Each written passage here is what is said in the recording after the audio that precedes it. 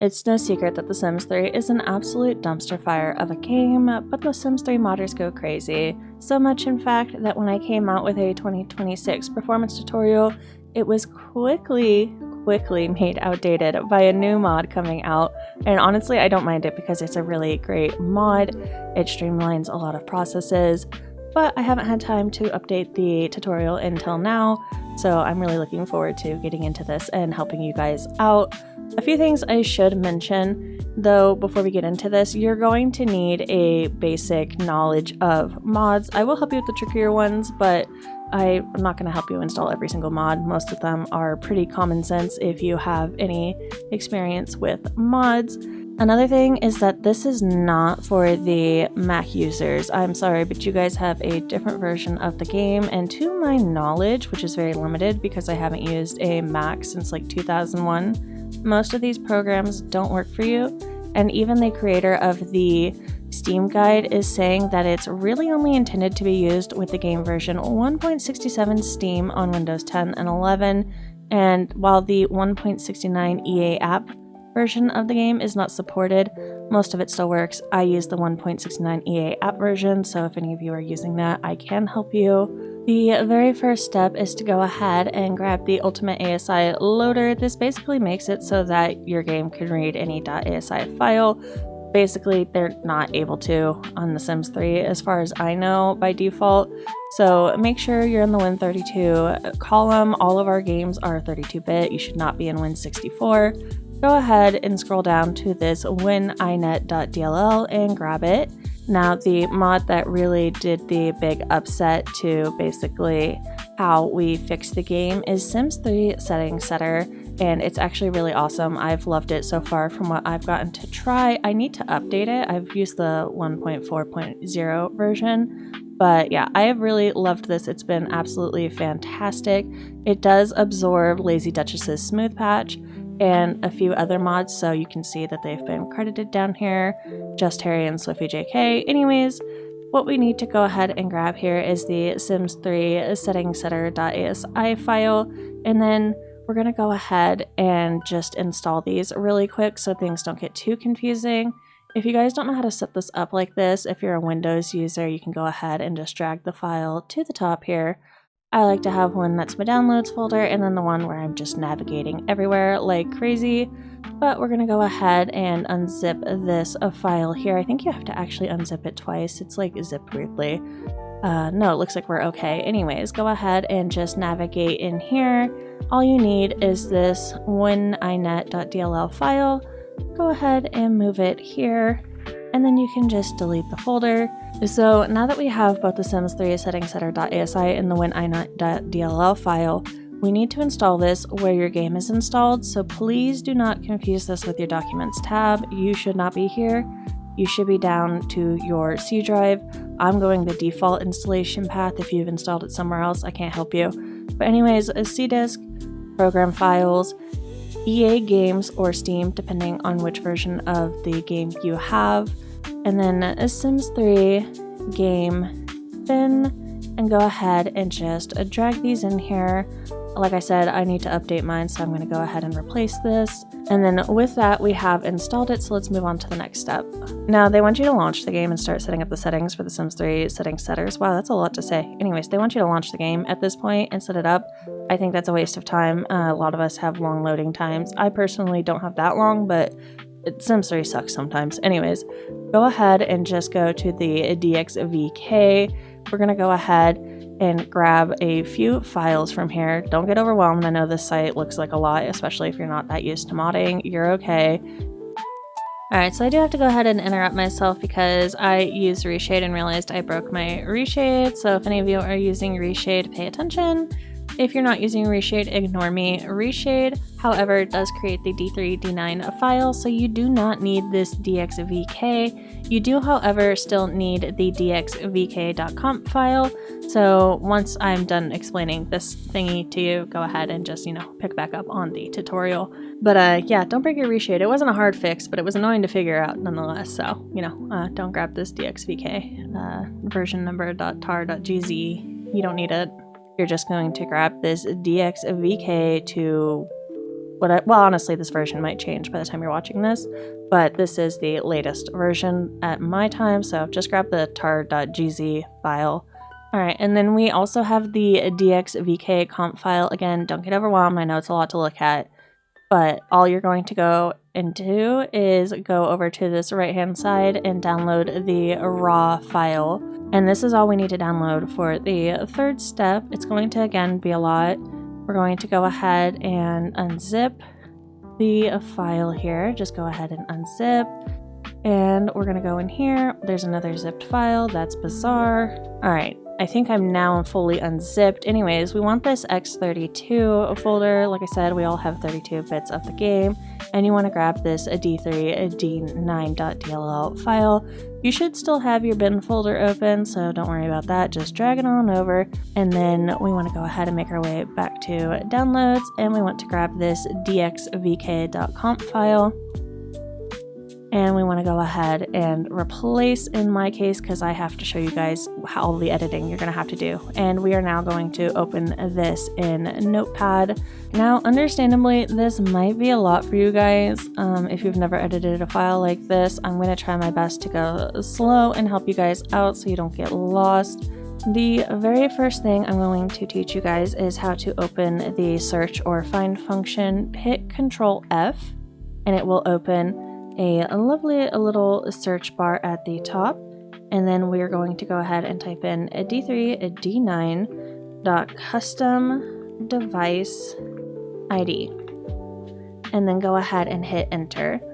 And for this, we're going to need both of these lines right here, the device ID and the vendor ID.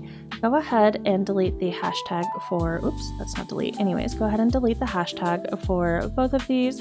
And then we're just going to go ahead and change the numbers here. So for this first one, we're going to go ahead and change it to 1080. And then for the custom vendor ID, we're going to go ahead and change it to 10DE. And I'm going to go ahead and give you guys a little bit of a pause in case any of you are still editing that so I don't lose you. And then we are going to scroll down here to this D3D9 custom device description. We are going to be tricking our game basically to think we have a specific graphics card. So regardless of if you have it, just go ahead and do this. Anyways, delete the little hashtag in front, and then over here, we are going to type in GeForce, and we want to be specific about our capitalization and things like that. These files are annoying. So GeForce GTX and a 580. Now this just tricks it into thinking we have a specific thing, and basically it fixes a lot of issues with the game not being able to recognize your graphics card. So even though I don't have this graphics card, this is what we're all putting. Now, everything after this is optional. If you don't want to, continue editing this file, go ahead and save and you are good to go. If you would like to get a little bit more out of editing this file, you can continue along with us, though the default settings are fine. So again, in our search bar, we're going to go ahead and go to D3D9, and we're going to type in texture memory, and we're going to spell correctly, perhaps, per maybe. Anyways, go ahead and go down to texture memory, and we are going to go ahead and change the value of this from 100 to 256. And then again, we are also going to go ahead and delete the hashtag. So a few things with this: don't set it any higher than 256.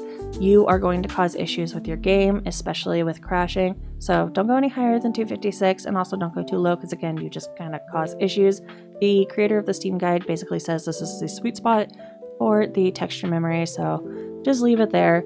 And then another thing we want to work on is screen tearing. So by default, I don't think the game has VSync, and basically changing this value helps it not get screen tearing when you move the camera around. That's when the picture of it looks like it's literally torn in half and like out of place in one spot. So anyways, at the top of the search bar, we're going to go again and remove a texture memory, and we're going to do present interval. And then again, we need to go ahead and remove this hashtag, And we are going to change this from a -1 to a 1, and that is basically all of the edits for this file. Like I said, it's intimidating, but really not that bad. Hope I went slow enough to not lose you guys, because, you know, it can be a little bit stressful. I'm aware. I'm sorry that I went too fast last time.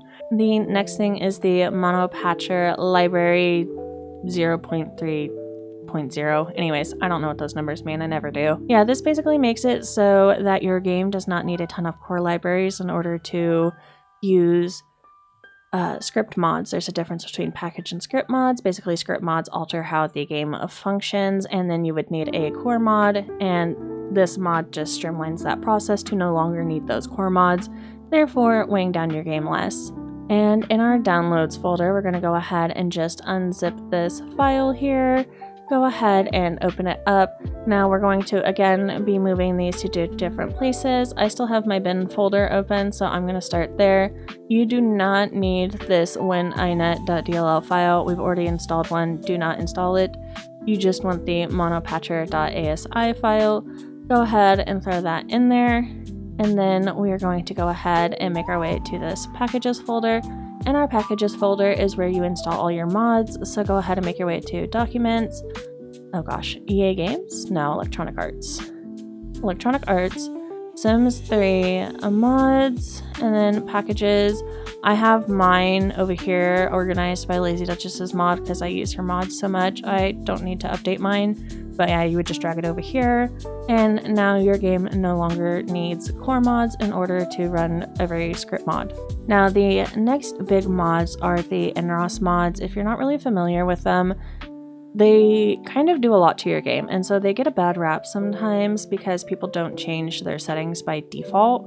They can be a little bit much. They can honestly not do enough at times. So I'll try my best to go ahead and go over settings with you that I use that make them work really well in my game. The Steam guide only recommends Master Controller, Air Trap, Overwatch, and I believe Register, but I have as well Story Progression and Retuner to go ahead and show you guys. Anywho's, I have version 1.69, so I would grab this 135 version of the Master Controller. I also have the Master Controller cheats, progression, and integration, so if you guys don't have those in your game, you might not be able to see all the options that I'm showing you. Now, Air Trap is the next big one. The way it kind of works is it catches anything that's going on in your game that can cause issues, especially corruption, and it corrects them if it can. If it can't, it actually makes an error log, and I do have one to go over with you guys. So in your Documents, Electronic Arts, Sims 3 folder, occasionally you'll get these script errors. You can go ahead and open them, and you can copy them all the way to the NROS Air Trap, and then basically you should have both of the Air Trap lines. Go ahead and copy this. You could upload this to the NROS forums, but usually the issue is so small, so I tend to use ChatGPT. So inside of ChatGPT, you would just go ahead and take that whole mess of mumbo jumbo that none of us are going to understand. And then it looks like there was a thing where some Sims were removed. Usually I wouldn't worry too much about these kinds of things when it's deleting a Sim like this. It does create a message, but I have never had issues by these, so I tend to ignore them. Oh, it even has like a "is it dangerous" section, so usually no. Yeah, so you could see this here and you would know that you didn't really need to worry about it. So very good things, awesome. And now you don't need to wait for somebody on the NROS forums. If it's too complicated and even ChatGPT can't figure it out, just, you know, send it over to the NROS forum. They're really nice. They tend to be pretty quick about getting back to people. Now, Overwatch is another one of those mods that just kind of runs in the background. It fixes things in the game, and a lot of what it does is it fixes things that are weighing down your game, like the stereos and the TVs, the a million bajillion cars. Some people tune it even more to be getting rid of excess things like newspapers. I guess newspapers really spawn a ton based on somebody else's comment on the last video, which is kind of cool. I didn't know that. So yeah, this is really great. Definitely need to grab this. The next NROS mod we need is Register, and I believe with this one you can assign roles to Sims in Town, but if I'm not mistaken, you can also prevent Sims from spawning. Basically, like paparazzi are really annoying. and stuff like that. So definitely worth grabbing to kind of limit the amount of sims that are coming in. Now, story progression is again another one that I grab. This one is really awesome too if you wanted to do like rotational gameplay. That totally does not help you fix your game though, but I have a different tutorial on that if you are interested. And then you would need whatever version is compatible with your game. And then the last one that I recommend personally is a retuner. You can use this to change a lot of obnoxious behaviors. For example, all of your sims stopping to watch your teenager play guitar is really freaking annoying, and you can actually change that. Another thing you can do is stop your children from looking under the bed for monsters, or you can also stop your children from asking to be read a bedtime story. So I quite like these mods here, and you can just alter annoying behavior that you find in the game. Some things are just way too strong and obnoxious, so yeah, this is a mod that I use to streamline the process of my game. The next mod I'm going to mention is the similar 90s gameplay core mod. Now, this mod is actually not up to date. Don't freak out when I show you that or tell you that or whatever. Anyways, if you're seeing that this was last updated the first September 1st, 2024, it's not updated yet. Don't worry, there is going to go ahead and be a link to a version of this that works that was fixed by somebody else. But basically what this mod does is it literally fixes like so many issues in the game, whether that be for base game or for expansion packs. It's a powerhouse of a mod. Like for my Ambitions Let's Play, it would not be playable without this mod because of how busted the firefighter events are. So you definitely should get this one. Again, I will have this linked below for you guys, but Strawby Sims has gone ahead and fixed the files for us while we wait, and you would just need to grab whatever version of the game you have. For example, I have EA app, so I would grab this version. Now, the Steam guide goes over a ton of bug fixes for base game and expansions. All of these are optional, so I'm going to go ahead and let you look at these by yourself, especially since it goes on for absolutely freaking ever. But what I did want to point out to you guys is that the ones with the green icon go in your packages folder, while with the red icons go in your overrides folder, so don't mix that up, you'll be very unhappy. Another thing to go ahead and mention that's mentioned in the Steam guide is in this DC backup file. Basically, make sure you have nothing but this CC merged file. I do have a different program that I use that I'm going to show you in like literally a second that manages most of this stuff for you, because I find managing the files really annoying. So there is a program in here called Regal Save Cleaner by OneBuild. Pretty awesome. Just grab whatever version of the program that works for your operating system. This is not a mod, by the way, so I would recommend having something on your desktop. I personally have mine in a Sims resources folder. I have a ton of crap for all the games, so yeah, I just have Sims 2, Sims 3, Sims 4. Anyways, doesn't matter. I just have a folder for it in here. Quickly launch the file. Go ahead and make this full screen for you guys to go ahead and see. Really quick, you can select by individual files. You can go ahead and select all, select none, whatever. And basically for the cleaning options, I only use the recommended options. I haven't used any of these other stuff because honestly I don't know what it does. And then for the backup, you would just need to go ahead and link this. Again, I have it linked to that file on my desktop, and I just made a backups folder. And then for the clear cache, you can basically copy my settings entirely. I have just about everything done. The only thing I don't have is the all package files, except for DC backup, except CC merged. Go ahead and click this. I should have had this on. The only thing that you should have in the DC backup folder is your CC merged file. And then I don't know what this is, so I'm not going to switch this on. But if you wanted to look up that yourself, go for it. And then at the very end, you would just go ahead and hit start cleaning. It'll make an insane pop-up telling you everything it's deleted. All of these files will weigh down your game. You now have a backup of basically what you last did, what you last enjoyed in the game, and you can go ahead and roll with that. And not only will this help your load times and stuff like that, but it'll also help with like a lot of the weird issues that happen from old files in your game, specifically the caches. So when the cache files get too big, they tend to cause issues in your game, whether that be performance, whether that be corruption, and just regularly deleting those has been proven to improve the game performance, and this program just streamlines the process. I quite like streamlined processes, as you can tell.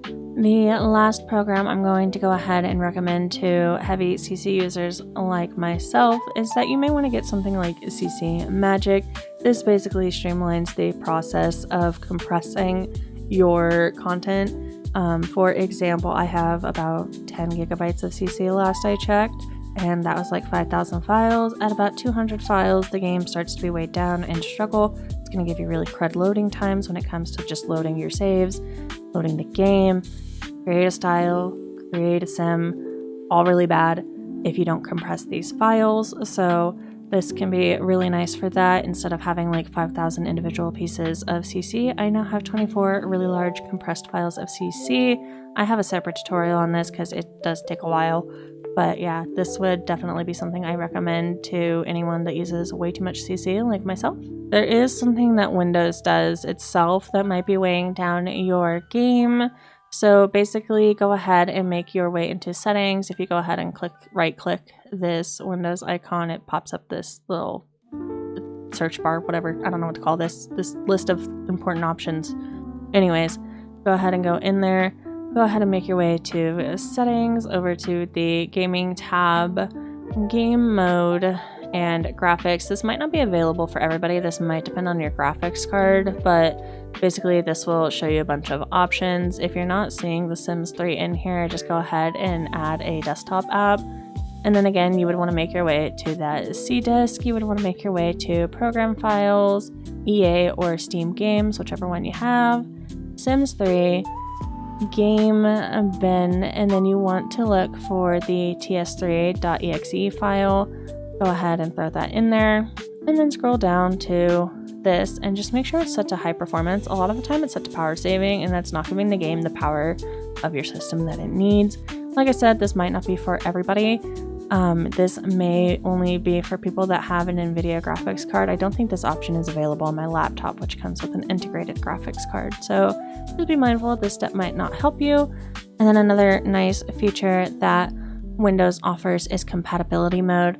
So again, we're going to go ahead and go down to this start button. We're going to go ahead and right click and open our file explorer.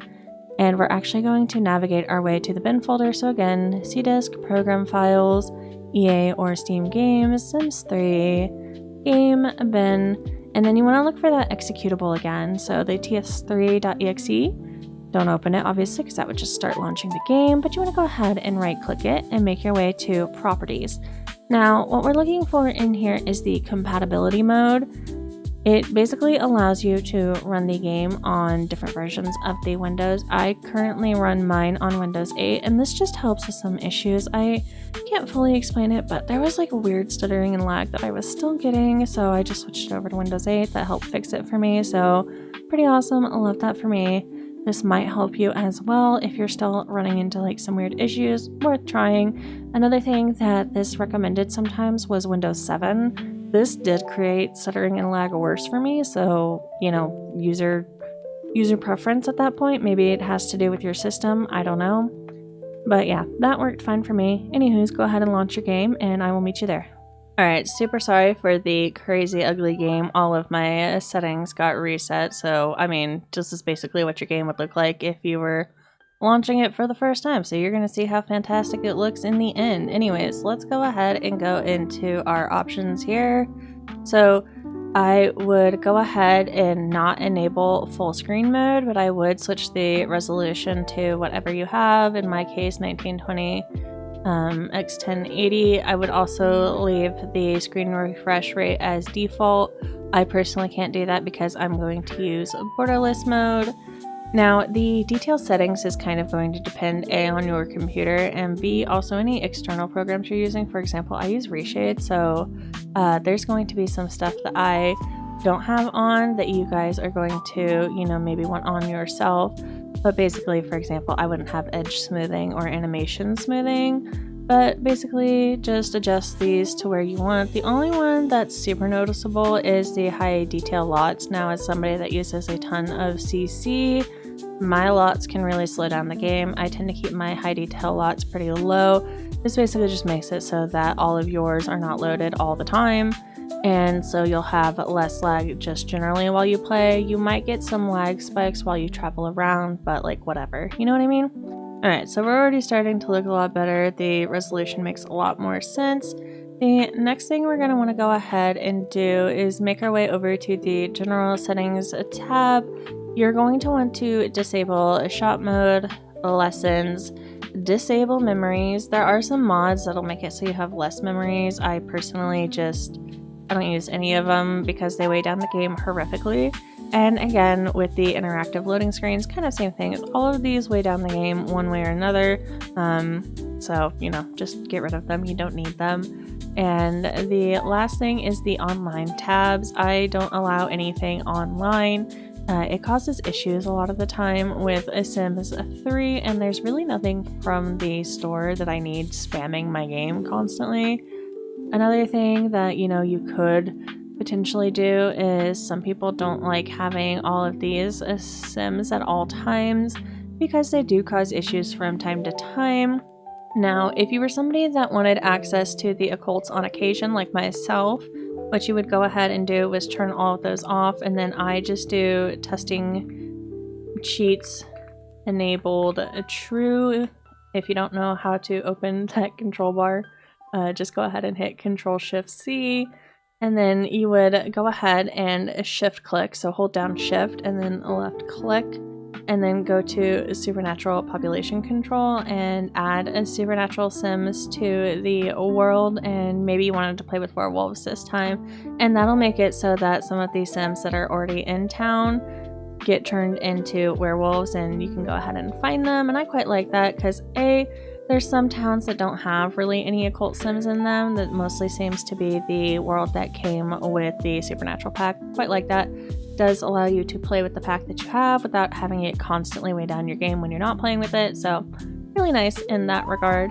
For Sims 3 Setting Setter, you're going to need to hit insert in order to open the menu. If you don't have that button, don't worry. What we're going to do is we're going to hit that Windows key again. It'll pop up this search bar, whatever nonsense, and you're going to type in a virtual keyboard. It's going to make an on-screen keyboard. You may have to click the game again and then just hit insert, and now it's open for you as well. I have not messed with anything in the settings tab. I think honestly it worked pretty well as is.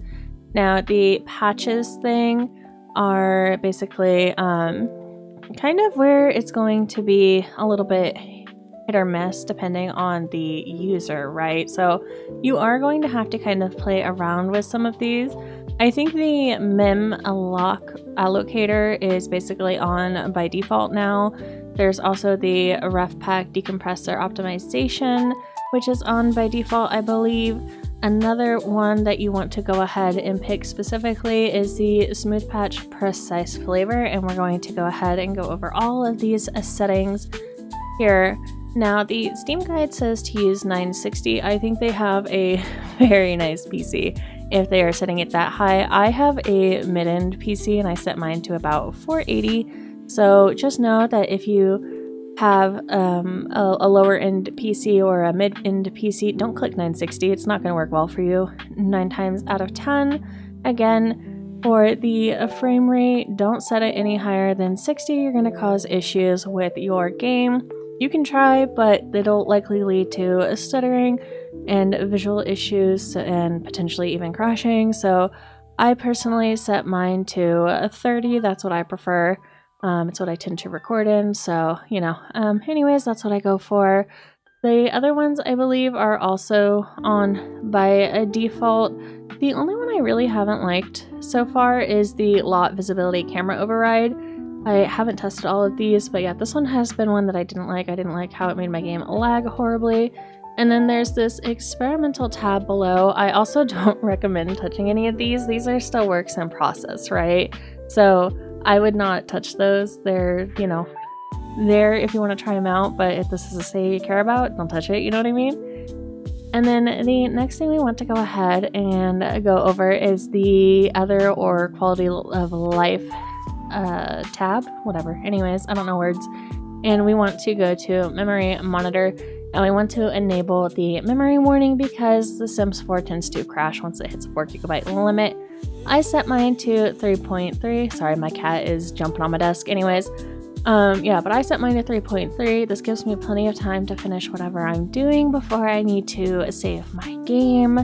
It just makes a little pop up a dialogue. I will see if I can find a screenshot of it, but I quite like it. Very nice, awesome. For me, there's some other tabs like detailed memory statistics. I don't touch this. I don't know what it is. And then for those of us that have dual monitors, you're also probably going to want borderless window. I have mine set to full screen. Works well for me. Just make sure that your game isn't in like the game settings. Let me get this off of my screen. I also have a half keyboard and I don't remember the shortcut for my insert button. Anyways, just make sure you don't have full screen mode enabled. That caused like a lot of issues and it's kind of annoying to fix it because it'll cause your game to crash and then it's annoying to get it on full screened in order to get it to work again. So just be mindful that before you set this to full screen mode, you don't want to have full screen enabled in game. Anyways, I'm yapping. You can change the UI toggle key if you would like by just clicking it and then selecting any key. Personally, I don't mind just popping up this virtual keyboard. It's kind of a non-issue to me and I don't really have a key that I would save it to that I don't use for something else already. So yeah, anyways, that's basically the Sims 3 setting setters, and then you can go ahead and hit insert and it'll close. The next thing we're going to go ahead and go over is the in-ROS settings. If you don't have a computer in-game, you can go ahead and just go to your town hall over here, go ahead and hit in-ROS. Let's go ahead and start with Master Controller. Now, this one does offer a lot of options that you can use to change things. You could, use the household, you can add roommates, you can add a sim to your household, lots of things like that. Like I said, this really does allow you to change just about everything in your game, but the most likely option that you're going to go ahead and be using is the town setting, and then reset everything. And basically when you click this, it'll ask, do you want to reset all objects in town? This may take a while depending on how often you do this, how much you've got going on in your town. And things like that, and just let it process. Depending on how strong your PC is, this could take a long while. It's going to be a lot of items, so don't freak out if it gets stuck on the screen for a while. It happens. Alright, so that took me a couple minutes and it has reset about 14,500 objects. Very awesome. The downside of this is it does literally set everybody at their home lot again. Like Agnes here was at the park, now she's at her home. So maybe you might want to reset a specific lot, and the way that you can do that is you can go ahead and just... Alright, it took me a second to find where the option was, but basically the downside of doing that, like I said, is it resets everything in town. So if you were just maybe having issues with a specific lot, you can just go ahead and click on anywhere on the lot and hit in-ROS, Master Controller, and then there is the reset lot. It'll ask, oh, you want to reset August Moon? Yep, I want to reset this. It'll run. Mine didn't have anything to reset because I literally just did it. So, that can be nice when you don't want, say, all of like the NPCs that, work at the kissing booth or at the elixir store, they don't want to reset all those guys and have them go home and now your sim can't go to those stores for the day, right? And as far as performance goes, that's really all you need from Master Controller. But let's go ahead and make our way to in-ROS, and we are going to go ahead and make our way over to Overwatch here. Now there's quite a few things that we need to go ahead and fix here, so let's go ahead and make our way into settings. So the very first thing that'll happen when you start a new save with this game in is that it'll ask if you want to clean up all the homeless. I tend to ignore this. The reason is it tends to delete sims I like. If you're having issues with this, go ahead and clean up the homeless sims, but I have not had any issues on this. And basically you can go through and see what everything is turned on. I personally have Cleanse the Dead on. I don't think this is on by default, but basically what this does is delete any graves and ghosts that are not related to anybody in town directly. If you're somebody that likes to do really long legacies, don't do this. You will not like yourself. I'm kind of yapping here too so that you guys have the opportunity to see what my settings are. The most important thing though the most important thing, you guys, is this set alarm hour. So this by default is at 3 a.m. and it will conflict with the similar 90 gameplay core mod. You need to set this to 5, so make sure you have that done. Another one that I really like is the cleanup of vehicles hourly. There's just way too many cars, and honestly, it still deletes like 7 or 8 cars every hour. Another thing I forgot to mention to you guys as an important setting is the display nightly notifications. You probably don't want those. I don't like them, so I just turn it off. I don't want to see. Leave me alone. You know, just fix my game, leave me alone. The Inros mod does make a lot of notifications, and the more of them you have, the more often you'll see the notifications, so that can be irritating. Now the next Inros mod we're going to go ahead and want is the register. I have covered this a little bit if any of you have seen my rotational gameplay video, but I'll try to do a little bit more of an in-depth one. Basically, you can make this so that the game spawns less annoying things that weigh down your game.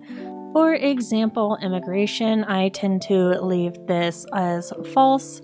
I don't like when it happens. And then animal control, the animals tend to have really bad routing, so as far as like stray cats, dogs, and horses, I don't allow them, but I do allow one of the deer, raccoon, and unicorns. You could even be more dramatic than me and not allow these at all, but they have really bad routing and they will obliterate your game over time, and the game loves to spawn them. And then I would also recommend turning off a show debugging. It is a little bit annoying, so I would just, shut that off. Same with show notices, you don't want to see all of that stuff. I can't remember what the show notices for exactly is, if it's for the notifications on the side or if it's for like when there's a show in town, like the celebrity system, the acrobat system, all that nonsense. I hate it. Don't bother me, you know what I mean? And the last thing I block is the tourists. Now these are technically sims that come from the world adventure places, China, France, Egypt, I think are what they are. And while that's cool in theory, it's not actually the sims that are there when you go visit, so I don't like having them clog up my sims. If you did want to still use this, I would recommend just changing the maximum number to a very low one, maybe 3. Yeah, but these tourists aren't who will be in the World Adventure world, so I don't care much for it. Now, the next one isn't really a performance mod, but a lot of people really like this mod, and some of the complaints that people have is it weighs down their game really bad, so I'm going to go ahead and go over story progression settings so that you can use this mod without obliterating your game. Yeah, general options. We want to first adjust the speed to snail. By default, it's pretty freaking quick. I don't even know why people would play on rabbit, but your sims will be breeding like insane. So go ahead and set it to snail. The next thing is the constant notifications it'll give you. By default, it literally shows you everybody in town. I don't know why it does that, but you can actually set it to maybe just blood, maybe just your friends. You can also set it to literally nobody, but I quite like having it set to blood, maybe friends, depending on the type of gameplay I'm doing, and kind of just seeing what's going on for everybody. So that can be really, really nice. There are some fine-tuning things you can do with this with caste systems. I'm not going to go over it in this video because, again, it doesn't really have anything to do with performance, but if you look at my rotational video, you can learn how to set up castes, and maybe this will allow you to have townies that you're not playing with behave in a certain way, but the sims that you actually care about are not affected by this, so I quite like that, and it does add a lot of really interesting gameplay at times. And then lastly, the retuner. Now this can be really amazing for just stopping your children from being annoying. Honestly, I use this most often with my children, especially with those stupid imaginary dolls. Anyways, you go into settings and most of the things you're going to want are going to be in general. It's going to take a minute to load. There's a lot of interactions. So for example, I said that my children were really annoying with the guitar, so by object you would go in here, you would scroll down until you see guitar. It might take a while to load. There's, again, a million bajillion things. So it's in alphabetical order. You can just go until you find the G's, which I apparently don't know my alphabet. Here's guitar, and then you can disable watch, and you go in here, allow autonomous, no. Basically, now you don't have any issues. You can also use this when your pregnant Sims aren't able to do anything, by the way, and this will allow your pregnant Sims to now participate in that activity. I think that's another thing that really annoys me is my pregnant Sim is basically disabled for no reason, and I can't do anything with them. So that's another really nice use of it. Again, the most common thing, like I said, I use it for is my children. And one of the things that's really, really nice is to go ahead and go into general social interactions. And then again, it'll be in order. So, you'll just have to look for it. And, you can like ask for bedtime story. If I could find it, here you go. Ask for bedtime story, allow autonomous. No. You could even set it to maybe be user directed only in case you did want that. Maybe you're doing a very family oriented gameplay. So this just does allow you to change a lot of behaviors in game. So I would always definitely check that out and see if there's something that you would maybe like to mess with and tweak the game to your own preference so that you're not being annoyed by like your children. Because for example here, Agnes isn't a child, but if I was to turn on testing cheats here, and if you don't know how to open this, you just hit Control-Shift-C, it opens the cheat bar. Anyways, testing cheats enabled true. I can then go ahead and lower Agnes's energy here. And one of the nice features of this game is you can actually click these bad moodlets. She's going to be annoying and go for the coffee, but a lot of the time when you select the children, they will go to the nearest adult and ask them for a bedtime story, and that's infuriating to me, so yeah, this can be a really nice feature. Your children will just go to bed. I kind of forgot to show you guys this earlier when I was doing the tutorial, so sorry if my voice is a little sleepy. I've mostly edited it already. Anyways, basically if you use a ton of CC, your cast experience is going to suck butt, so go ahead, click Sim, go to Master Controller, go to Advanced, and we are going to go ahead and edit in cast. I'll meet you guys inside. And then what we're going to go ahead and do is go down to this option menu and go ahead and right click it. It's going to open this.